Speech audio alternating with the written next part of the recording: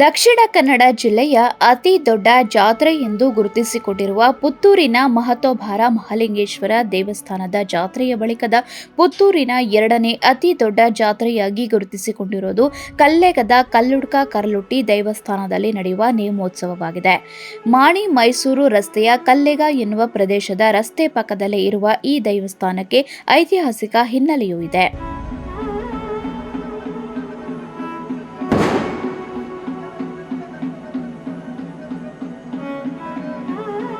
ಈ ಕಾರಣಕ್ಕಾಗಿಯೇ ಇಲ್ಲಿ ನಡೆಯುವ ನೇಮೋತ್ಸವಕ್ಕೆ ಸಾವಿರಾರು ಸಂಖ್ಯೆಯ ಭಕ್ತಾದಿಗಳು ಆಗಮಿಸಿ ದೈವಗಳ ಕೃಪೆಗೆ ಪಾತ್ರರಾಗ್ತಾರೆ. 1 ದಿನಗಳ ಕಾಲ ನಡೆಯುವ ಈ ನೇಮೋತ್ಸವದಲ್ಲಿ ಕಲ್ಲುಡ್ಕ ಕರಲುಟ್ಟಿ ದೈವಗಳು ಪ್ರಧಾನವಾಗಿದ್ದು, ಇವುಗಳ ಜೊತೆಗೆ ಮಹಾಮಾಯಿ ದೇವಿಗೆ ಗೋಂದೂಲು ಪೂಜೆ ನಡೆಯುತ್ತದೆ.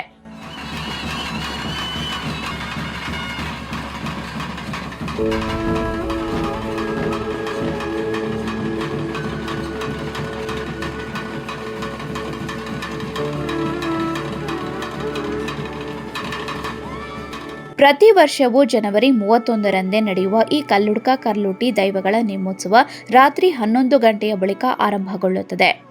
ನೇಮೋತ್ಸವದ ಮಧ್ಯಾಹ್ನ ಸಾರ್ವಜನಿಕರಿಗೆ ಅನ್ನ ಸಂತರ್ಪಣೆ ಕೂಡ ನಡೆಯುತ್ತದೆ. ಸಾವಿರಾರು ಸಂಖ್ಯೆಯ ಜನ ಈ ಅನ್ನ ಸಂತರ್ಪಣೆ ಕಾರ್ಯಕ್ರಮದಲ್ಲೂ ಪಾಲ್ಗೊಳ್ಳುವ ಮೂಲಕ ದೈವಗಳ ಪ್ರಸಾದವನ್ನು ಸ್ವೀಕರಿಸುತ್ತಾರೆ.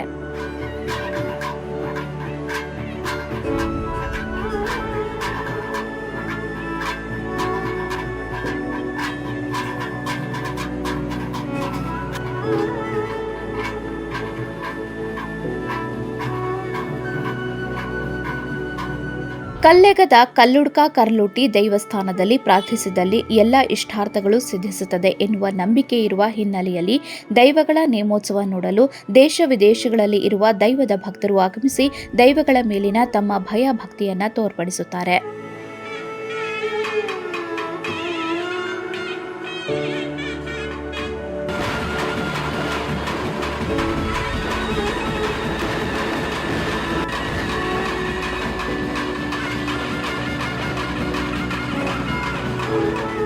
ಅನ್ಯಾಯದ ವಿರುದ್ಧ ಧ್ವನಿ ಎತ್ತಿ ದೈವತ್ವವನ್ನು ಪಡೆದ ಅಣ್ಣ ತಂಗಿಯನ್ನ ಕಲ್ಲುಡ್ಕ ಕರಲುಟ್ಟಿ ಹೆಸರಿನಲ್ಲಿ ಆರಾಧಿಸಿಕೊಂಡು ಬರಲಾಗುತ್ತಿದೆ.